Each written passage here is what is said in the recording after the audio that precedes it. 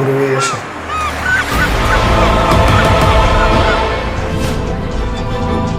25 வயசு உள்ள இருக்க பசங்களுக்கு இதை இந்த கிளாஸை விட்டு நீங்கள் போறீங்க அப்படின்னா மறுபடியும் உங்களை நான் பார்க்கணுன்ற எதிர்பார்ப்பு எனக்கு கிடையாது. ஆனால் நீங்கள் எனக்கு ஒரு சத்தியம் பண்ணி கொடுத்துட்டு போகணும்.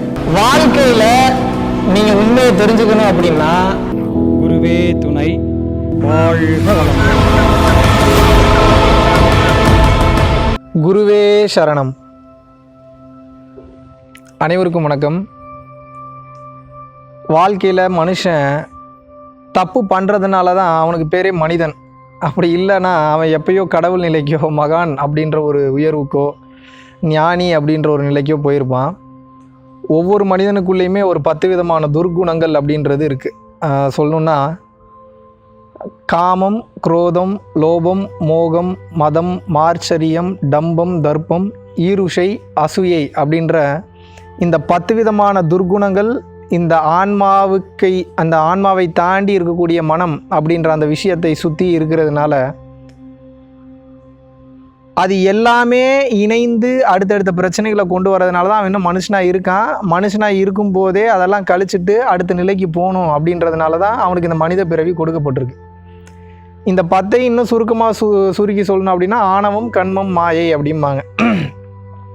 அது ரொம்ப பெரிய டாபிக்கு.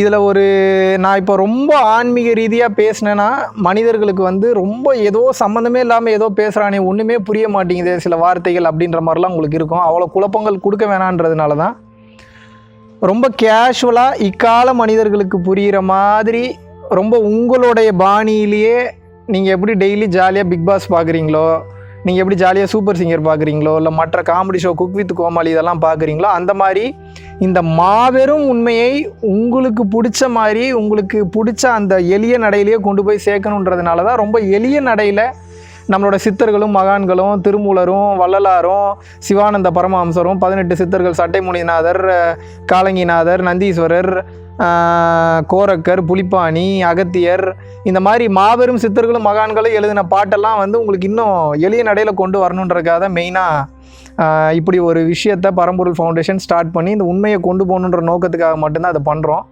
ஸோ அந்த வகையில் நான் ரொம்ப ஆன்மீக ரீதியாக போக விரும்பலை. பட் ஆன்மீகத்தை ரொம்ப மாடர்ன் வேர்ல்டுக்கு தகுந்த மாதிரி சொல்லணும். அப்போ அந்த வகையில் தவறுகள் அப்படின்னா இன்றைக்கி எல்லாருமே பிரச்சனைன்றது அங்கே தான். நீ தப்பு பண்ணிட்ட, அதனால் நான் உன்னை பழி வாங்கியே தீருவேன், நீ தப்பு பண்ணிட்ட, நீ எப்படி இருந்தாலும் தப்பு பண்ணிட்ட அப்படின்னு சொல்லி இந்த லவ் அண்ட் அஃபெக்ஷனே இல்லாத ஒரு உலகமாக இது மாறிக்கிட்டு இருக்குது. நீங்கள் நல்லா நினச்சி பாருங்கள், தப்பு பண்ணாத மனிதர்கள் யாருமே கிடையாது. தப்பு பண்ணுறதுனால தான் அவனுக்கு பேர் மனுஷனே. அப்படி இருக்கிறப்போ நம்ம உணர வேண்டிய விஷயம் என்ன, எல்லாருமே தவறுகள் பண்ணுறது தான். அப்போது ஒருத்தருக்கு ஒருத்தர் விட்டு கொடுத்து ஒருத்தருக்கு ஒருத்தர் அட்ஜஸ்ட் பண்ணி போகணும். அது எந்த அளவுக்கு இருக்கணுன்றதோ ஆல்ரெடி ஒரு டீட்டெயில்டான ஒரு வீடியோவில் பேசியிருக்கேன். இதுக்கு அடுத்த கட்டம் நீங்கள் இதில் தெரிஞ்சுக்க வேண்டியது என்ன, தவறுகள் அப்படின்ற விஷயத்தில் நீங்கள் தெரிந்து கொள்ள வேண்டிய ஒரு விஷயம் என்ன அப்படின்னா, ஒரு மனிதன் எல்லா தவறுகளையும் செய்து முடிக்கிறதுக்கு, நான் சொல்கிறது நல்லா கவனிங்க, தவறை செய்து முடித்து அந்த அனுபவங்களை கற்றுக்கொள்வதுன்றதெல்லாம் செகண்டரி. முதல்ல நீங்கள் தவறு மட்டுமே இந்த உலகத்தில் இருக்கக்கூடிய எல்லா தப்பையும் நீங்கள் ஒரு லிஸ்ட்டு எடுத்து போட்டு அந்த எல்லா தப்பையும் நீங்கள் பண்ண ஆரம்பிக்கிறீங்கன்னு வச்சுக்கோங்களேன், அதுக்கு ஒரு ஜென்மெல்லாம் போதாது. அதுக்கே கிட்டத்தட்ட 100 வருஷத்துக்கு மேலே தேவைப்படும். அப்படின்னா தப்பு மட்டுமே நீங்கள் பண்ணிக்கிட்டு இருக்கீங்கன்னா உங்கள் நிலைமையை நினச்சி பாருங்கள். இதில் நீங்கள் அப்போ தெரிந்து கொள்ள வேண்டியது என்ன, உங்களுடைய நண்பனோ, உங்களுடைய அம்மாவோ, உங்களுடைய அப்பாவோ, இல்லை உங்களுடைய வழிகாட்டு மற்ற நபர்களோ இந்த உலகத்தில் ஏகப்பட்ட பேர் ஏகப்பட்ட அனுபவங்களை தெரிந்து வைத்துள்ளார்கள். ஏகப்பட்ட பேர் பார்த்திங்கன்னா சில பேர் 1000 கோடி ரூபா செலவு பண்ணி 1000 கோடி ரூபாய் இழந்து ஒரு அனுபவத்தை கற்று வச்சுருப்பான். அப்போ அவன் என்ன பண்ணுவான், நம்ம 1000 கோடி இழந்து கற்றுக்கிட்ட இந்த விஷயத்தை மற்றவன் அவ்வளோ தூரம் காசு செலவு பண்ணி வீணாக போய் குடும்ப மான மரியாதை போய் நிம்மதி போய் வாழ்க்கையில் எல்லா கஷ்டத்தையும் அனுபவித்து அந்த ஒரு சின்ன விஷயத்தை கற்றுக்கக்கூடாது, ஈஸியாக போய் சேரணுன்றக்கா டக்குன்னு அந்த ஒரு விஷயத்தை உங்களுக்கு சொல்லிக் கொடுப்பாங்க ஒரு சில அனுபவசாலிகள். அப்போ நம்மளோட புத்திசாலித்தனம் என்னென்னா, மனிதர்களே நன்றாக தெரிந்து கொள்ளுங்கள், தவறு செய்பவர்களை பார்த்து நீங்கள் அவங்களுடைய அனுபவங்களை எடுத்துக்க. உண்மையான பொக்கிஷம் என்ன அப்படின்னா அந்த அனுபவம் மட்டும்தான். அதை விட்டுட்டு தப்பு பண்ணுறவன் தப்பானவன் தப்பானவன் தப்பானவன் தப்பானவன் அப்படின்னா நீங்கள் இன்னும் வளர வேண்டிய விஷயம் நிறையா இருக்குது அப்படின்றது அர்த்தம். அதனால் தயவு செய்து புரிந்து கொள்ளுங்கள். நீங்கள் தெரிந்து கொள்ள வேண்டியது என்னென்னா, தவறு என்பது எல்லோரும் செய்வது தான். நீங்கள் உங்கள் வாழ்க்கையில் ஞானம் வேணும் அப்படின்னா நீங்களே எல்லா தப்பையும் பண்ணி பண்ணி கற்றுக்கிறதுக்கு ஒரு வாழ்க்கை போதாது, ஒரு ஜென்மம் போதாது. அப்போ மற்றவன் என்ன தப்பு பண்ணுறான் அந்த தப்புலேருந்து நம்ம என்ன கற்றுக்கணும், அதுலேருந்து நம்ம கற்றுக்கொள்ள வேண்டிய விஷயம் என்ன? அப்போது உங்களுடைய வாழ்க்கை ஒரு டெஸ்டினேஷனுக்குள் போகிறதுக்கு முன்னாடியே உங்களோட மனம் அந்த டெஸ்டினேஷனுக்கு போயிடணும். அதாவது எப்படி அப்படின்னா, உங்களுக்கு சின்ன ஒரு எக்ஸாம்பிள் சொல்கிறேன். இப்போது நான் ஒரு பிரியாணி கடை போடணும்னு நினைக்கிறேன்னு வச்சுக்கோங்க.